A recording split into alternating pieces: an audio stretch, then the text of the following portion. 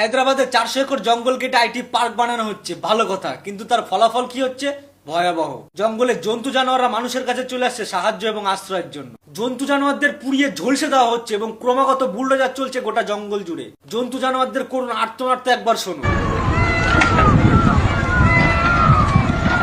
মানে ডিপলি একবার চিন্তা করে দেখো আমরা কোন যুগে বাস করি। দাউ দাউ করে জ্বলছে গোটা জঙ্গল, আর এর ভয়াবহতা যদি আমরা এখনই থামাতে না পারি তাহলে ইতিহাস আমাদের কোনোদিনও ক্ষমা করবে না। কারণ এই 400 একর জঙ্গলে 455 ধরনের এনিমেলস এবং প্ল্যান্টস পাওয়া যায়, আর এই ঘর হলো হাজারো পিকক্স, হরিণ এবং পাইথনের মতো সাপও এখানে পাওয়া যায়। কিন্তু তেলেঙ্গানার কংগ্রেস সরকার এই 400 একর জঙ্গল আইটি কোম্পানির হাতে তুলে দিয়েছে, আর যার ফলাফল গোটা জঙ্গলের জন্তু জানোয়াররা ভুগছে। আর সেই কারণে হায়দ্রাবাদ ইউনিভার্সিটি এবং হাজারো স্টুডেন্টরা প্রোটেস্ট করে চলেছে, কিন্তু তাদের উপরেও চলছে লাঠিচার্জ। তো ধিক্কার এরকম সরকারের, ধিক্কার এরকম প্রগতি।